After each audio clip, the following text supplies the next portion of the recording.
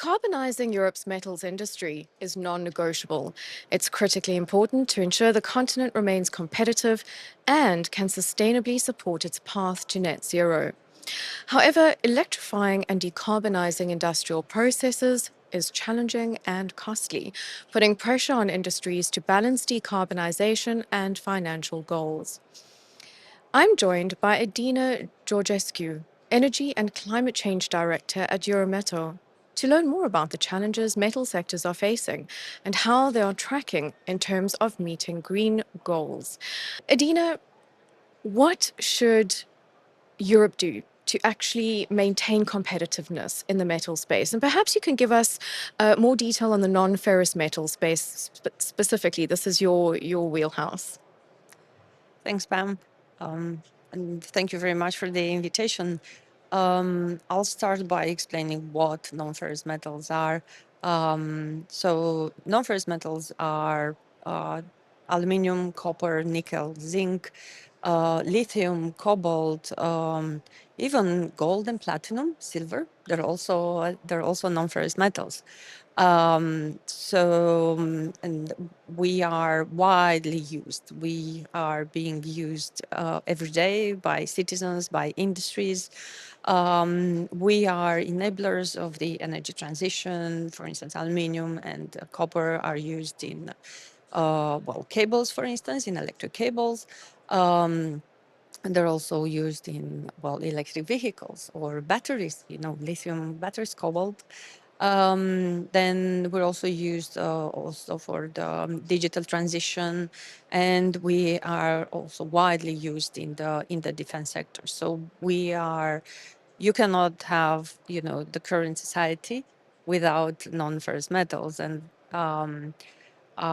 so we are, vital for our daily life. I'm representing Eurometaux, which is the association of the European non-ferrous metal sector. We represent the whole value chain from mining, because there's still mining of metals, of minerals and metals in Europe, and we need that to continue to ensure the strategic autonomy. So we represent the whole value chain, from the mining to refining, to processing, and all the way down the value chain to recycling, even to recycling of non-ferrous metals. So there are these metals. Many of them are sourced and homegrown here in Europe.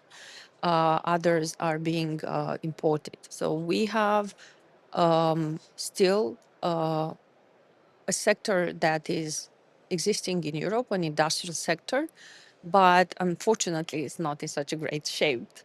It's not in such a great shape, and that is, because of the high electricity prices that are still existing. So that's a reality, it's a fact, and it's a continuous challenge. We are highly electro-intensive consumers. So usually we could give you a bit of a dimension. So like medium-sized aluminum smelter, full capacity would consume around, 7-8 terawatt-hour of electricity per year. Many times they represent sometimes 6% of countries' electricity consumption. So these are big consumers. So, and it's not because they're of lack of energy efficiency, it's just that's how the process is. The electrolysis, that's how it's called. So highly electro-intensive consumers, exposed to global competition.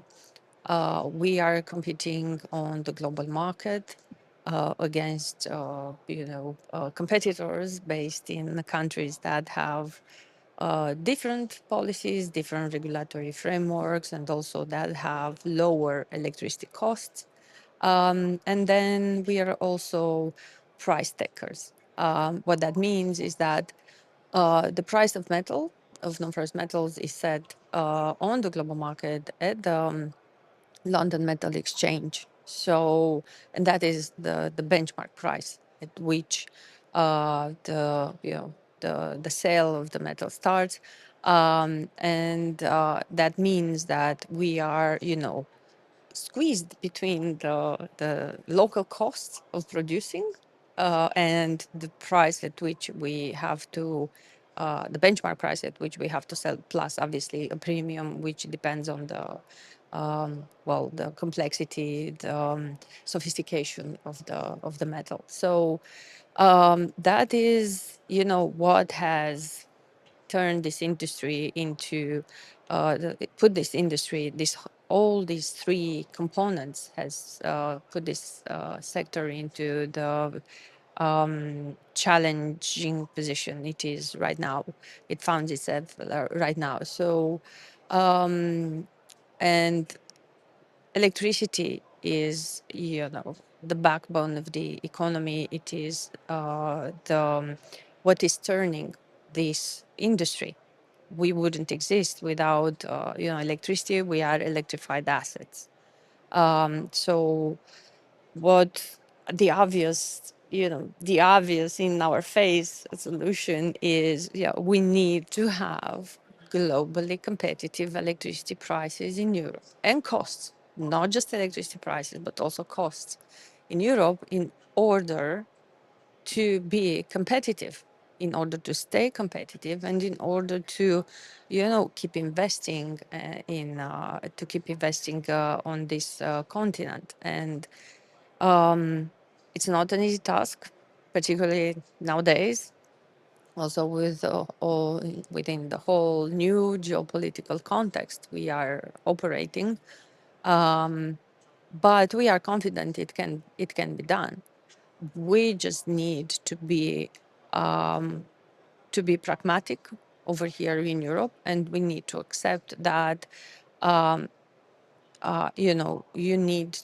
we need to take some good, strong decisions when it comes to achieving the globally competitive electricity prices. And we have a whole list of measures that we think that the policymakers should take in order to, well, tackle the challenge of the high electricity prices and costs on the short to medium term. We see that the promised land of cheap electricity will be potentially on the longer term, will arrive here on the longer term. So we need to find solutions to cross the bridge together.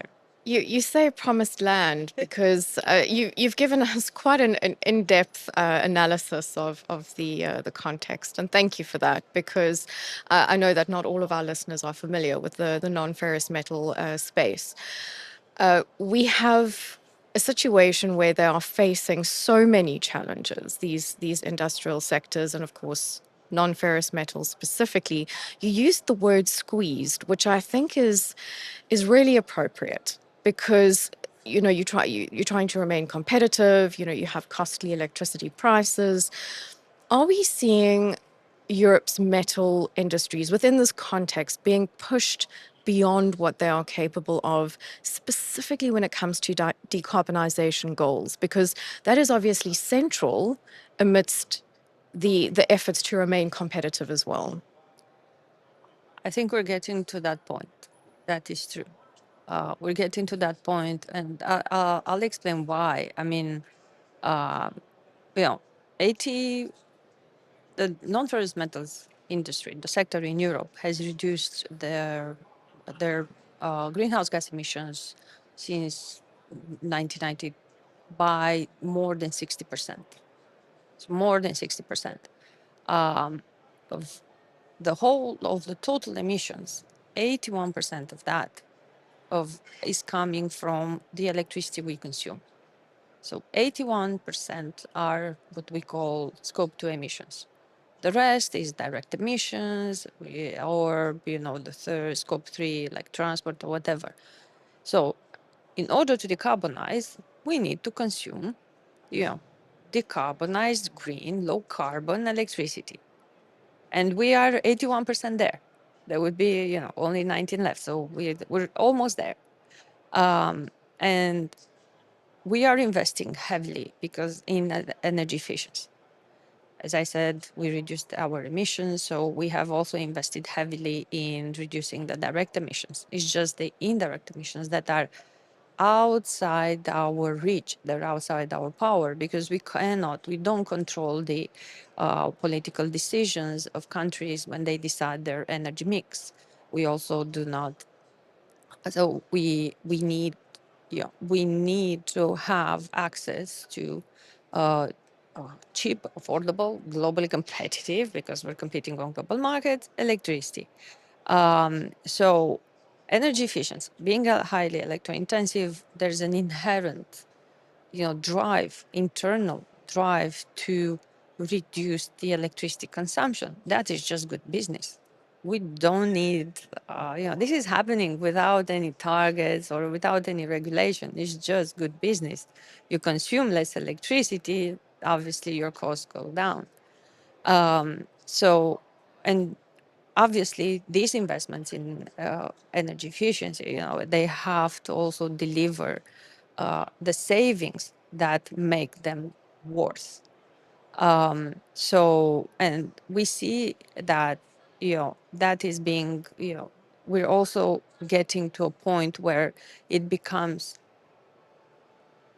investing in energy efficiency becomes too costly for the savings that delivers. We're reaching, we stretched as far as we can. And then what we have, if we look, further to fully decarbonize, there are all these still nascent, if you want, technologies that, we would need to use, like CCS or hydrogen, which are still, which are extremely expensive, which we can't afford. And also we are reaching for different technologies for different types of sectors. There's no technology to decarbonize yet that can deliver that decarbonization that we need. So I think there's one thing to be ambitious, to be ambitious. That's fine. Being ambitious is fine. It's just that sometimes reality, when it comes, particularly the technological reality, it doesn't match the ambition. It's good to dream. It's obviously good. That's how a lot of discoveries, a lot of inventions happened. But we also need to invest more money in Europe into development of technology, into innovation.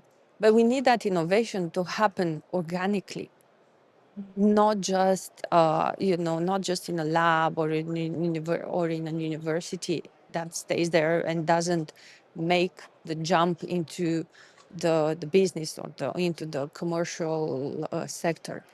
We need that innovation to happen organically, particularly in companies, in plants, in industrial activities where it happens because it is linked to, is based on all the knowledge that has been built there, is based on the technical understanding. It's also based on the commercial understanding and the business understanding. So we need all these elements to happen, to be in one place, and that delivers research and development and innovation.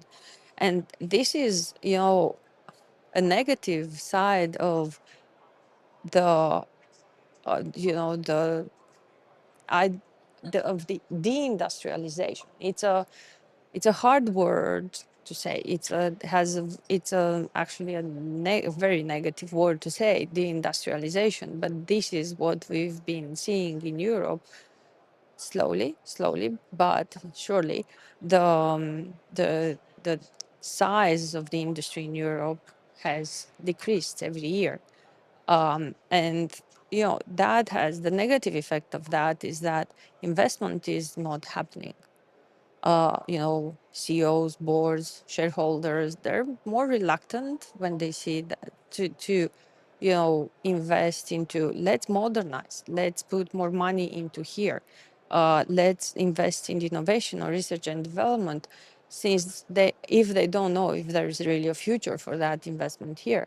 So I think what we need to do is to create the business case for industry to stay and to thrive here in Europe, and that will come, that will bring organically the innovation, that will also bring investment in research and development, because it's just a good business to do that. That will create jobs, that will give generations of engineers a place to work.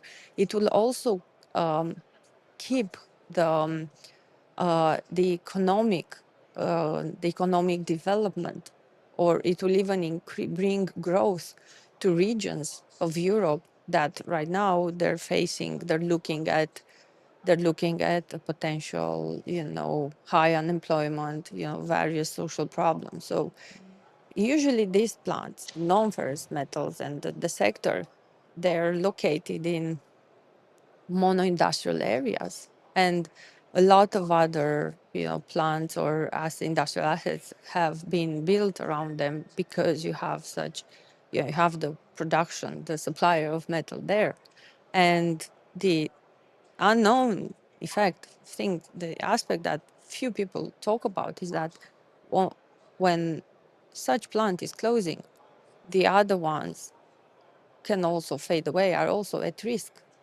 So I would just not take all this lightly, particularly and we have to mention the geopolitical context. We see that we can no longer rely on the suppliers of such metals that we have been relying so far. So we need to have this production here in Europe to also, secure our people and our economy. Adina, I think it's an important point that you're making here, because we have a situation where it comes down to competitiveness, and the fact that if we don't ensure European competitiveness, the ripple effects will be far felt. I think my question to you is, will we be able to decarbonize and then actually boost competitiveness because we are in the process of decarbonizing? Would that give us some kind of competitive advantage in Europe, perhaps? I think, these two, they have to be married together, competitiveness and decarbonization. So it it just has to happen. It's just that it will cost us a lot of money, and we need to accept this. This is part of the reality. All kinds of, decarbonization is not cheap. New technologies that are just, coming on the market, they're also not cheap. So all this is going to cost everyone, from household consumers, from every citizen to companies and all kinds of companies. It's going to cost them a lot. So, uh, and you know, and we need to find a way to offset the costs. So for that, there are various solutions. We can, bring money from, the private sector. We are, we are looking into subsidies. As Europe, we have the European budget, the upcoming multi-annual financial framework that is looking into that. We can bring, all kinds of, hedge funds, investment funds to put money into make such investments. But everyone will eventually, I mean, all these private sector investments, they will be looking at, well, is this a good business for me? So we also need to make sure that the products that are coming out, the decarbonized products, if you wish, they're also competitive. on the market, on the global market. So for that, either we need everyone in the world to follow the same approach, to also to have, well, more or less the same costs, or we are going to need to spend, to create what we call lead markets. So that would be, those would require having these lead markets, creating these lead markets would require or measures that are enticing the consumption and the demand of these decarbonized products that are inherently more expensive. So there are various ways to do it, either through public procurement rules or through what we call carbon contracts for difference. So there are ways to do that, but I think we all need to be aware that this is going to cost. It's not happening without everything. Is life is about paying a price. It all comes down to the bottom line. Just briefly, Adina, you did touch on hydrogen and specifically CCS. It would be interesting to understand. Is there uptake? Is there interest in these kinds of nascent technologies, or is it still too early to tell? Well, my my sector has done several decarbonization pathways. So they've looked. They also have a whole sectoral decarbonization, the transition pathway we call it. Obviously, the uptake of these technologies and the variety, the choice of decarbonization technologies will depend on each sector. So you would see that there would be a difference between decarbonizing the, I don't know, copper sector, for instance, compared to aluminium, or they have different challenges. What they do have in common, all of them, is the electricity consumption. So for all of non-ferrous metals, if you're decarbonizing the electricity consumption, you're almost there. And for the rest, there would be a variety of technologies that would have to be used to further decarbonize. What we see right now is that they are not yet there. These technologies, and beyond, I don't know, depends on the technology, but beyond the technical challenges, beyond, I don't know, like the social acceptability challenges and all these things. I think the biggest challenge is the cost of such technologies. And in order to use them, the plant, the industrial consumer needs to have very deep pockets to use those technologies right now.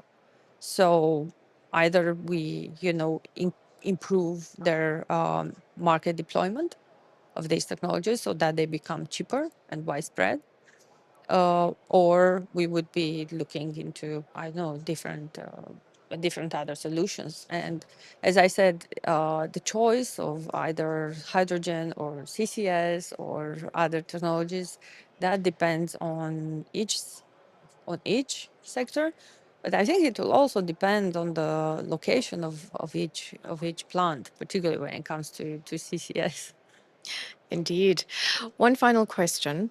You participated at European Industrial Energy Days last year, and obviously its core focus is decarbonizing industry and overcoming the challenges associated with that. It would be interesting to know what was one of the key takeaways from that. And you're obviously participating again this year, which is very exciting. What you're looking forward to? I think the key takeaways was that we were all united. The industry was all united on the challenges, and also all united in on the direction we are going. So there's no debate whether or not decarbonization should or should not happen. There's no debate over that. I mean, it's clear the direction is there. I think it is how to overcome the challenges that is the key the key aspect. And I remember that there wasn't a panel where the high electricity prices and or high energy prices and costs was not mentioned. So evidently we are still there. We're still facing this, and also acknowledging this is, we are halfway there. If we acknowledge that we are living in this kind of situation over here in Europe, then we would be, I think, more open to find solutions than ignoring the problem.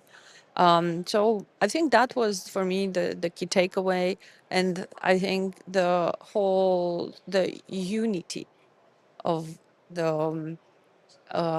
the industry being all united, having the same problem brings you together, but also going in the same direction keeps you together. Well, it's been such a pleasure. Adina, thank you so much for sharing your insights. Well, thanks a lot for the invitation and for the opportunity. For more insights, join the Enlit community.